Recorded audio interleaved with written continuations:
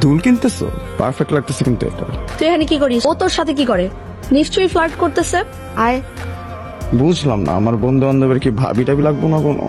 লিস্টটা অনেক সুন্দর লাগতেছে, দাঁড়াও তুমি একটা ছবি তুলে দিই। তুই কি কোনোদিনও ভালো হবি না?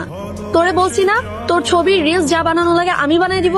এই, আমি কি ছবি খারাপ তুলি? হ্যাঁ, আগের ট্রিপের কথা ভুলে গেছস? তুই আমার তোর পার্সোনাল ফটোগ্রাফার বানাইছিলি। আগের কথা শেষ। এই তুই একদম ওর থেকে দূরে দূরে থাকবি। আচ্ছা তুমি ভয় পেও না, আমরা ওদের থেকে অনেক দূরে সরে আসছি। ভয়? এটা আবার কি? তোমার মতন একটা মানুষ যদি পাশে দাঁড়ায়, ভয় নিজেই ভয় পেয়ে আমার পর্যন্ত আর পৌঁছাতে পারবে না। এই ফ্রেন্ড সার্কেল গুলো না সবসময় ইম্পর্টেন্ট টাইম এই ফোন গুলাটা। হ্যালো বল। কই তুই সেফ আছিস? হ্যাঁ সেফ আছি। কিন্তু নিতু কই? তোর সাথে না? নিতু আমার সাথে না থাকলে কার সাথে থাকবে বল? আবার শুরু করছিস? ওর দিকে খেয়াল রাখ, ও আমাদের গেস্ট হয়। নিতুর খেয়াল রাখার দায়িত্বটা আমি নিয়ে নিচ্ছি। তোমরা ফ্রেন্ডরা কি সবসময় এমন করো? কেমন? এই যে সারাদিন আড্ডাবাজি, অনেক অনেক ফান। এগুলাই বলতে গেলে আমার লাইফ।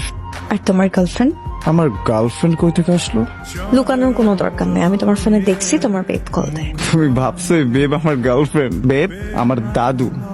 এ আসমা, বেবের কি হয়েছে রে? তেমন ফুলে রাখছে কেন? ভাইজান, দাদি যেন আপনার উপর রাগ করছে। কিন্তু আমি করছিটা কি? আসমা, তাকে বল এতক্ষণ হয়ে গেছে, পৌঁছে একটা ফোন পর্যন্ত দেয়।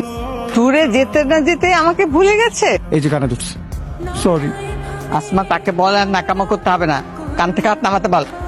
হায় রে দাদু, আমার দাদা তোমার এই ন্যাকামি যে কেমনে সহ্য করতো এটাই না আমি বুঝতে পারি। আমার এই সুইট 16টার একটু ঠিক মতন খেয়াল রাখ। সারাক্ষণ ওনার সাথেই কথা বলি আমি, ঠিক আছে? আচ্ছা, তোমার সাথে আমার একটু ইম্পর্টেন্ট কথা আছে। কি কথা?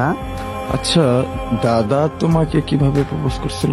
তো দাদা তার পকেটে করে একটা গাঁদা ফুল এনেছিল, সেটাও শুকিয়ে গেছিল, ওই শুকনো ফুলটাই আমাকে দিয়েছে।